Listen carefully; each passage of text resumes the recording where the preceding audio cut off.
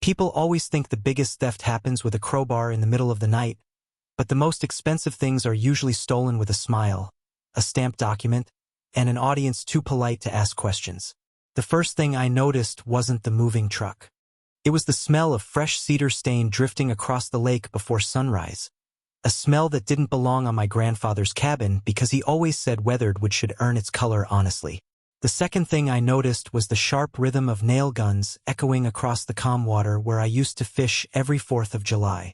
By the time my pickup rolled over the gravel road, every memory I had of that place had been covered with shiny new porch furniture and flower boxes that I had never bought. Then I saw the sign leaning against the porch rail. "Welcome home, Brandon." My hands stayed on the steering wheel a little longer than usual. The leather felt warm from the Texas morning sun, but the air inside the cab suddenly felt colder than the lake in January. That cabin wasn't just another piece of real estate. My grandfather built it himself in 1981 with reclaimed pine, old railroad bolts, and enough stubborn determination to outlast every storm that rolled through these hills. Every board carried fingerprints from 3 generations of my family. Every window looked out over memories money could never replace. Yet standing on that porch like he had owned it his entire life was a man I'd never invited onto my property. Brandon Whitmore waved at me with the confidence of someone who believed the world had already settled the argument. "Morning," he called. "You must be the previous owner." Previous owner. Those 2 words floated over the water like they belonged to somebody else's life. Before I could answer, another familiar voice cut through the sound of power tools. Karen Whitmore stepped out wearing a perfectly pressed white sweater that somehow looked untouched by the dust covering my own driveway. Her smile was polished enough to sell a courthouse to a judge. "Good timing," she said while holding a thick folder stamped with the HOA logo. "The board finalized the transfer last week. Brandon's moving in today." She extended a packet toward me as if she were handing me a welcome brochure instead of rewriting my family's history. Across the top, bold letters read "Property Reassignment Notice." I didn't reach for it. I didn't argue. I didn't raise my voice. Instead, my eyes drifted past Karen, past Brandon, past the fresh landscaping they had planted beside the porch, until they settled on something half-buried beneath a patch of decorative gravel near the shoreline. An old granite boundary stone, weathered, cracked, easy to ignore if you didn't know exactly why it had been placed there more than 50 years earlier. My grandfather once rested his rough hand on that stone and told me, "Son, people will always notice the cabin. They'll never pay attention to the line that protects it." Standing there with sawdust floating through the morning air, the scent of wet pine mixing with fresh paint, and Karen smiling like she'd already won, I realized something she never had. They had spent months planning how to take my cabin. They had never bothered to learn what actually came with it. My name is Ethan Walker, and I have spent almost my entire life believing that land remembers the people who respect it. My grandfather used to tell me that a shoreline never forgets a pair of honest boots, and every time I stepped onto that property, I understood exactly what he meant. The scent of damp pine needles, the cool breeze rolling across the lake before sunrise, the soft creak of the old dock as waves nudged it against the pilings. Those things had stayed the same for more than 4 decades. Everything important in my childhood happened within 100 yards of that cabin. I learned how to bait a fishing hook before I learned long division. I learned how to swing a hammer before I could drive a car. My grandfather, Walter Walker, built the place himself during the summer of 1981 after finishing long shifts as a bridge contractor. Every paycheck that did not go toward feeding the family bought another stack of lumber, another box of nails, another window, another piece of the dream he wanted to leave behind. He never believed wealth was measured by square footage. He believed it was measured by the number of mornings your family wanted to come back. My parents kept that tradition alive after he passed away, and when they were both gone, the cabin became my responsibility. I never treated it like an investment property. I treated it like the last conversation I could still have with the people who raised me. During the week, I worked as a civil engineer designing municipal drainage systems and public infrastructure across Central Texas. Most days were spent reviewing blueprints, inspecting construction sites, and solving problems that most people never noticed until something went wrong. Precision became second nature. Measurements mattered. Survey markers mattered. Property boundaries mattered. 1 inch on paper could become a lawsuit in real life. Maybe that was why I appreciated my grandfather's obsession with every old deed, survey map, and faded county record he kept locked inside a heavy oak cabinet in the cabin study. As a kid, I thought he was simply collecting dusty paperwork. Looking back, I realized he was protecting something far more valuable than wood and stone. He was preserving proof. Every Thanksgiving, every Independence Day, every family reunion happened beside that lake. Cousins played catch across the open field. My mother baked peach cobbler while the smell drifted through every room. My father insisted on lighting the stone fireplace even when the weather barely required it because he loved the sound of crackling logs mixing with laughter. Those memories became part of the land itself. That was why standing in my own driveway that morning felt so wrong. The porch looked brighter. The flower beds looked newer. Even the mailbox had been replaced with one painted in colors my grandfather would have called flashy. Nothing about the place reflected the family that built it anymore. It looked like someone had tried to erase decades of history with a credit card and a landscaping crew. Karen probably believed she had improved the property. She never understood that some places lose their value the moment they stop telling the truth about who they belong to. And as I quietly watched Brandon carrying another box through my front door with complete confidence, I realized they were celebrating far too early because they had only taken possession of a building. They had no idea they were standing inside a story that had been carefully protecting itself long before either of them had ever heard the name Walker. Karen Whitmore did not become the president of Pine Ridge Lake Estates because she loved neighborhoods. She became president because she loved deciding what other people were allowed to do with their own property.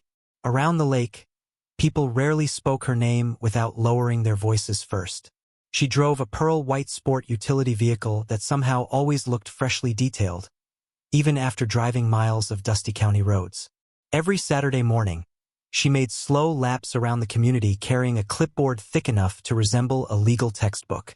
Some people joked that she could measure a blade of grass from 20 feet away.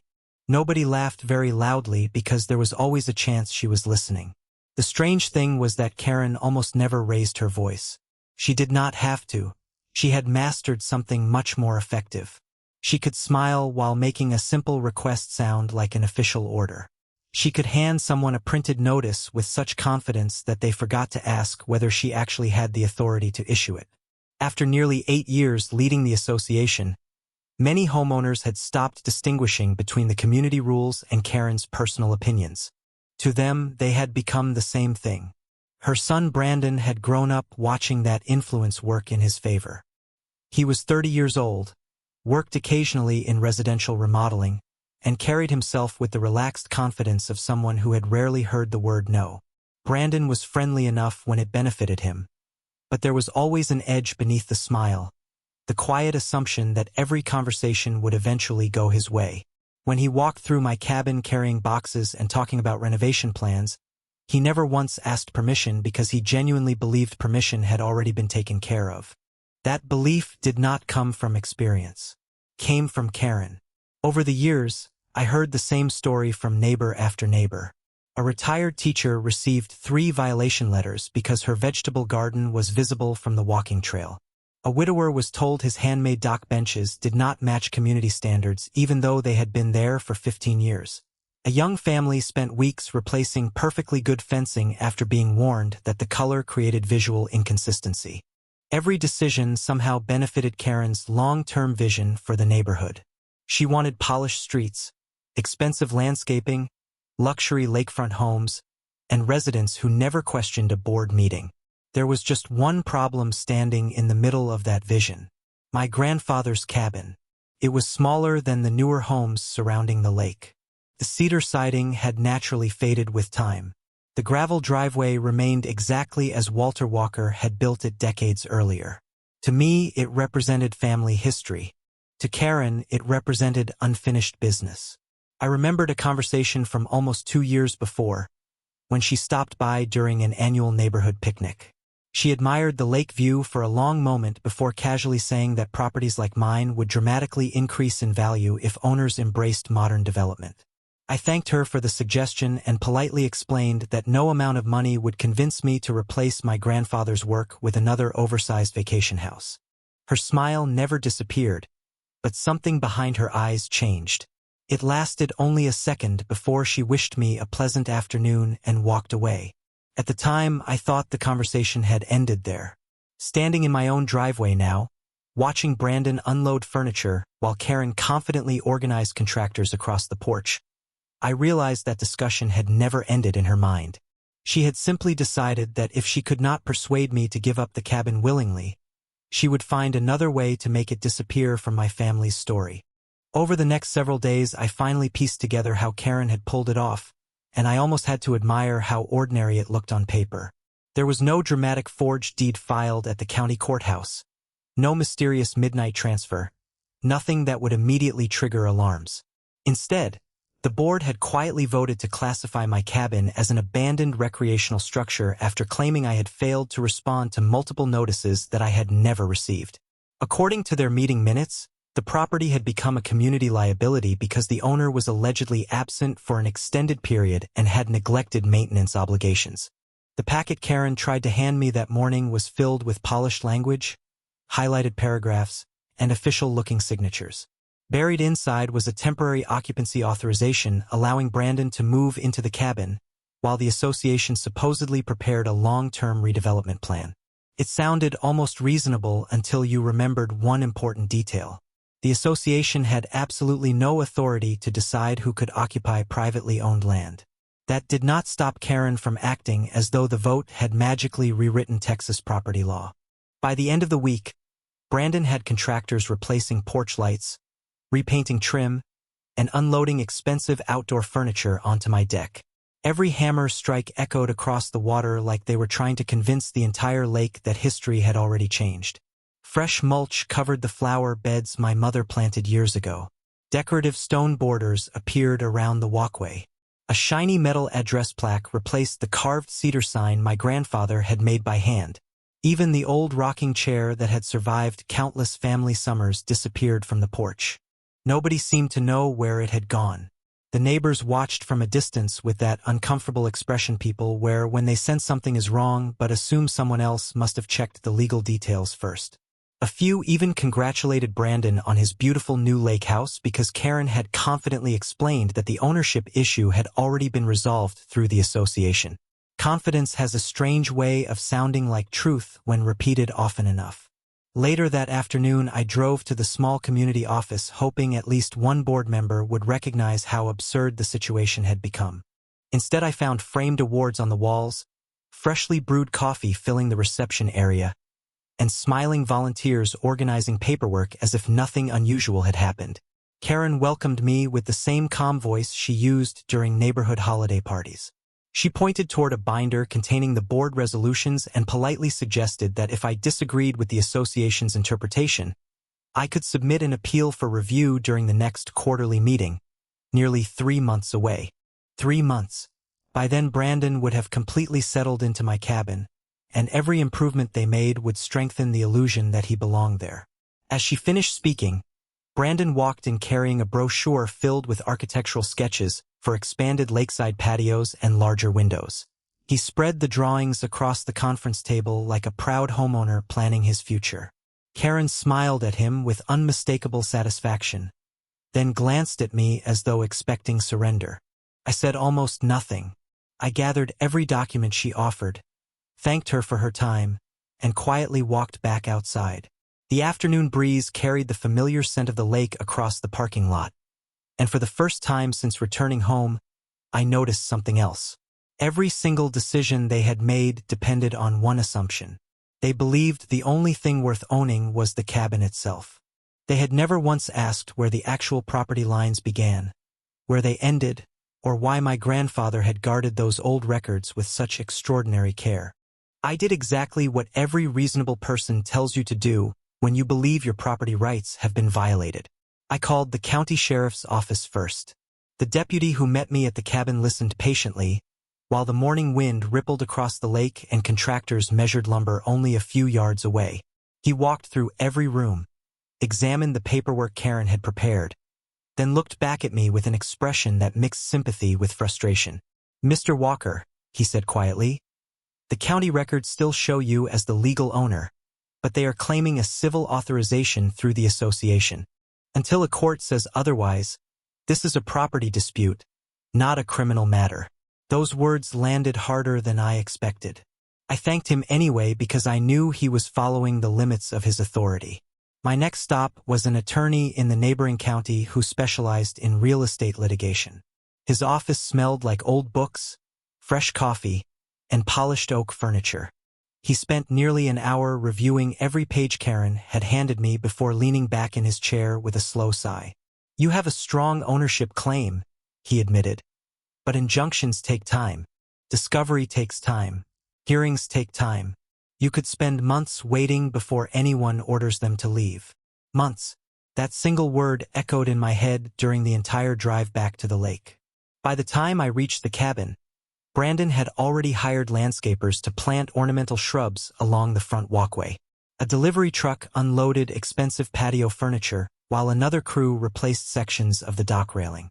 Every improvement made the place look more established, more permanent, as though my family had never existed there at all.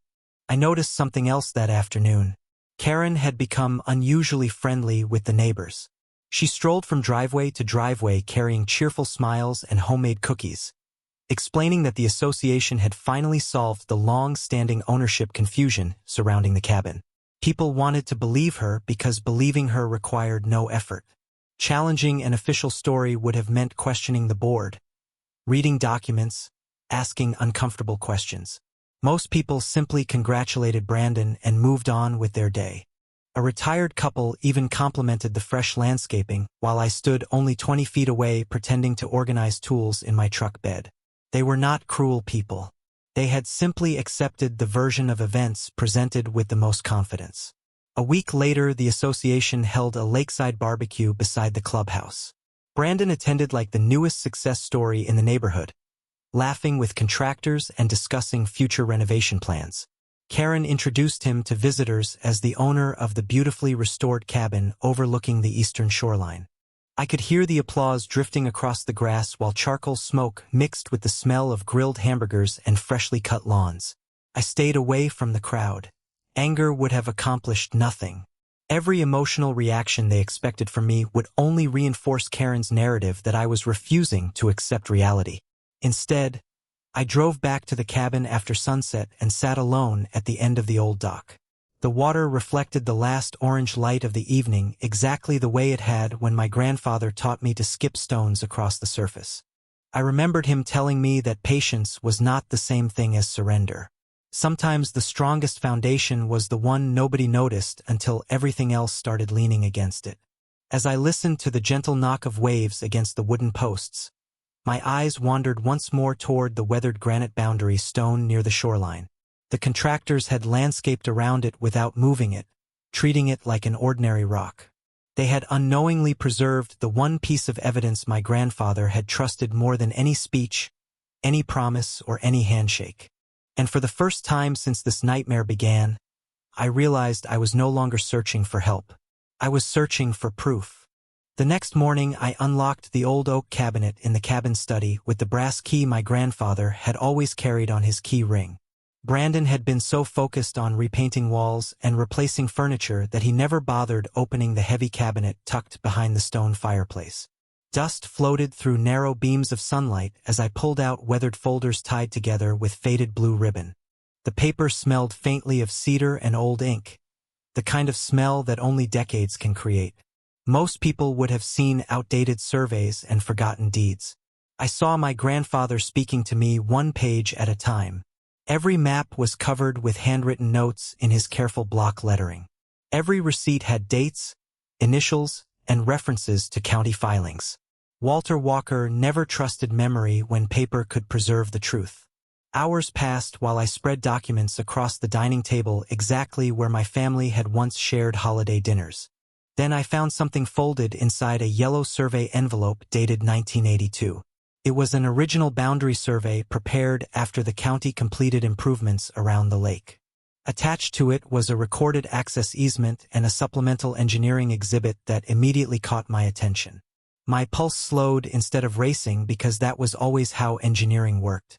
Excitement never came from surprises. Came from details. I carefully compared every measurement against the digital county maps available through the assessor's website. At first, nothing looked unusual. Then one property line extended far beyond the cabin itself. I zoomed in again. The granite boundary stone near the shoreline was not simply marking the edge of my cabin lot.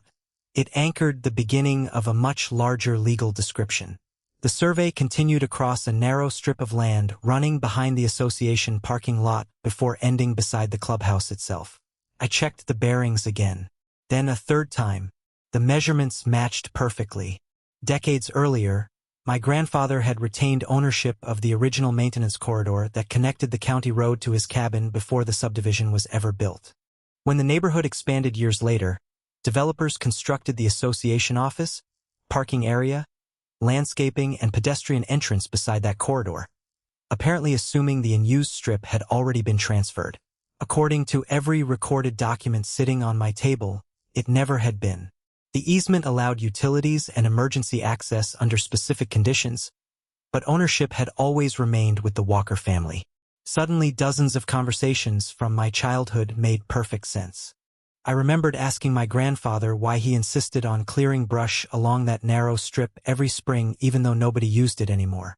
He smiled and answered that boundaries only disappear when people stop caring where they are. At the time, I thought he was talking about weeds. He had actually been talking about ownership. I called an independent licensed surveyor I had worked with on municipal drainage projects for years. 2 days later, we walked every marker with professional-grade equipment. The quiet electronic beeps echoed through the trees while morning birds chirped above us. One steel pin after another appeared exactly where my grandfather's survey predicted. Finally, the surveyor lowered his equipment, looked directly at me, and smiled. "Ethan," he said, "your grandfather documented this better than most commercial developers I know. The legal description is remarkably clear." I glanced beyond the trees toward the association office where Karen was greeting homeowners with her usual confident smile. She believed every inch around that building belonged to the association. She had no idea the narrow landscape strip she ignored every single day had been patiently waiting for someone willing to read the paperwork instead of making assumptions. Once the survey was complete, I resisted every instinct to confront Karen immediately. She expected arguments. She expected angry phone calls, certified letters, and emotional speeches in the clubhouse parking lot. Instead, I spent the next week doing exactly what I had done throughout my engineering career. I followed procedure one step at a time. I met with the county survey office to verify every recorded plat. I filed updated survey documentation so the modern geographic information system reflected the original legal description.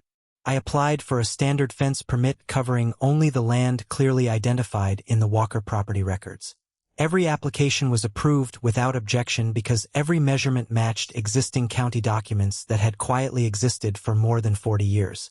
The clerk behind the permit counter even smiled as she stamped the final page. "Everything looks straightforward, Mr. Walker." That sentence sounded almost ordinary, but I knew it carried more weight than any argument Karen could make. A few mornings later, a local fencing contractor arrived with bright orange survey flags, steel posts, and neatly stacked cedar panels. The sharp smell of freshly cut lumber mixed with cool lake air as compressors hummed softly in the background. The crew did not ask about the association. They simply followed the survey stakes exactly as the permit required. One post after another disappeared into the ground with careful precision. Every measurement was checked twice before concrete was poured. As the fence slowly stretched away from my cabin, several neighbors wandered over, curious about the unexpected construction. Most assumed I was finally securing the cabin after everything that had happened. I simply nodded and thanked them for stopping by. Nobody noticed that the fence was not turning toward the shoreline the way they expected. It continued straight along the original property line exactly as the century-old survey instructed. By the second afternoon, the cedar fence extended beyond the lakeside trail, crossed the unused maintenance corridor, and continued toward the association property. Homeowners slowed their golf carts to watch. Some whispered quietly while others pulled out their phones to photograph the progress. Brandon drove past twice in his pickup truck, glanced at the survey flags, shrugged, and kept going. He probably assumed I was building a privacy fence around the cabin he believed was already his. Karen barely acknowledged the project at all. I saw her walking into the association office carrying her usual stack of folders, smiling at residents and discussing landscaping plans as though nothing unusual was happening. She never once asked the crew for a copy of the permit. She never checked the county survey. Confidence had become such a habit that verification no longer seemed necessary. On the third morning, the final section began. The crew aligned the last series of posts with remarkable accuracy until the cedar panels formed a perfectly straight line across the narrow strip separating the association parking lot from the front entrance to the office building. The opening everyone used each day now sat directly behind a brand new fence resting entirely on my property. There were no chains, no locked gates blocking emergency access, no obstruction of public roads or neighboring homes. The building itself remained untouched. The only thing that had changed was that the route Karen had treated as unquestioned association property had quietly returned to its actual owner. I stood beside the granite boundary stone while the contractor tightened the final bracket and brushed sawdust from his gloves. He handed me the completed inspection paperwork and smiled. "Everything is exactly where the survey called for it," he said before driving away. I watched the afternoon sunlight settle across the cedar boards, listened to the breeze moving through the pine trees, and realized the hardest part of my plan had never been building the fence. It had been waiting long enough for everyone else to believe there was nothing left worth measuring. The reaction started before sunrise the next morning. I arrived with a cup of black coffee just as the first employees pulled into the association parking lot. Tires crunched over gravel before engines went silent one after another. Drivers stepped out carrying briefcases, glanced toward the cedar fence, then looked around as if the building had somehow moved overnight. The fresh scent of cut cedar still lingered in the cool morning air, while dew sparkled across the neatly leveled ground on both sides of the fence. Within minutes, a small crowd gathered near what everyone had always assumed was the main entrance. Brandon was among the first to arrive.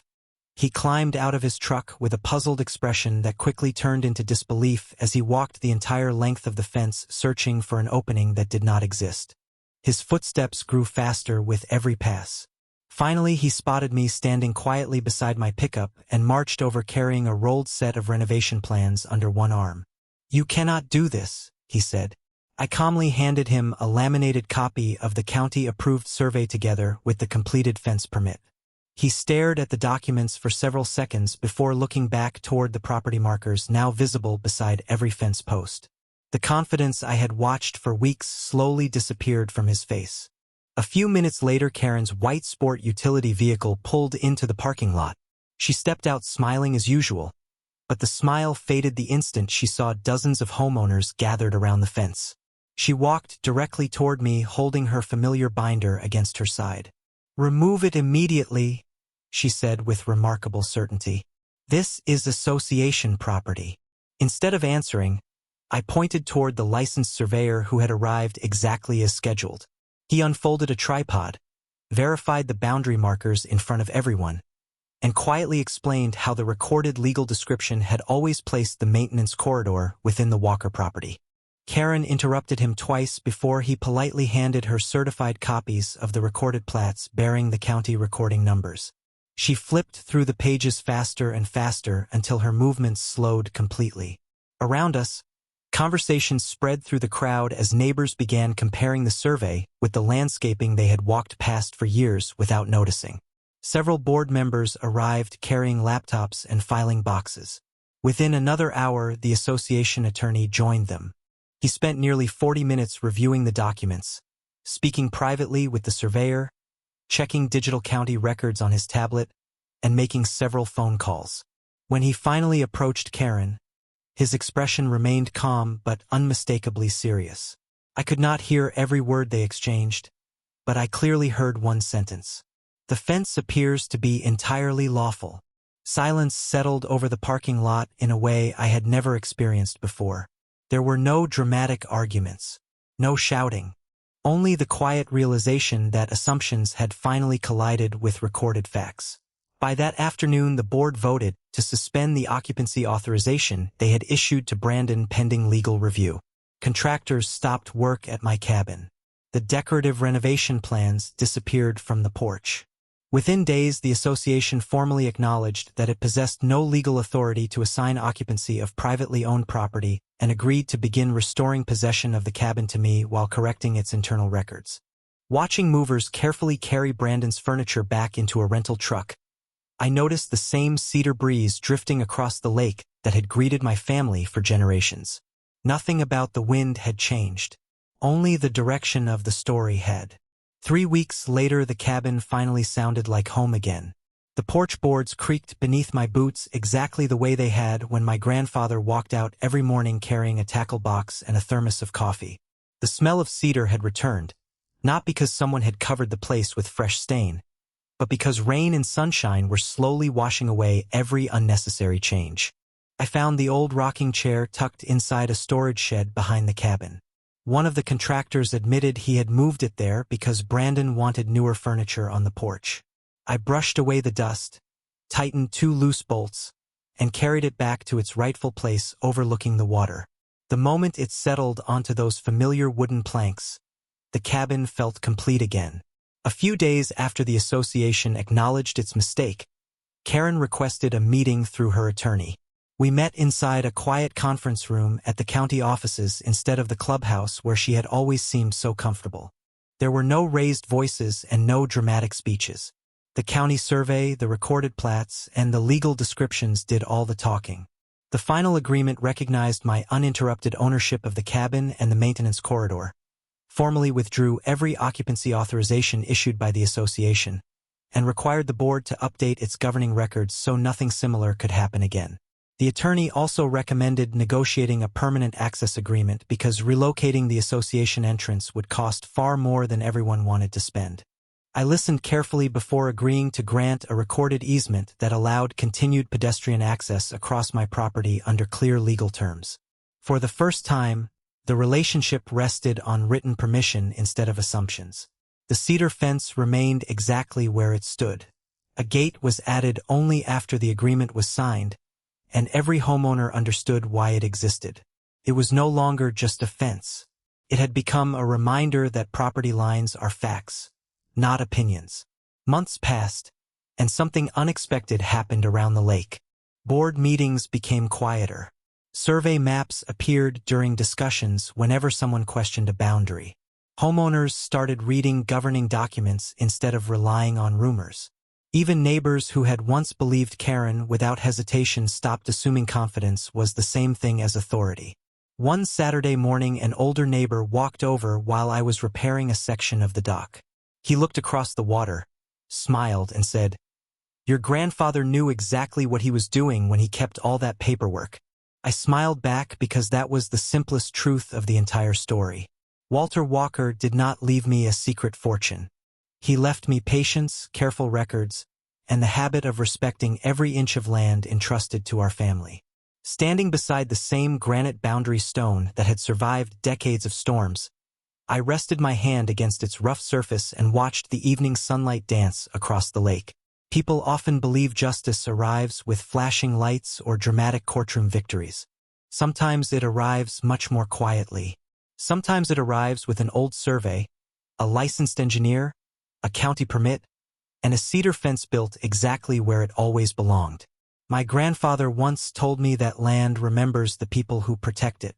Looking across the water that evening, I finally understood he had been right all along. Justice is never measured by who speaks the loudest. It is measured by who can still stand on solid ground when every fact has finally been brought into the light.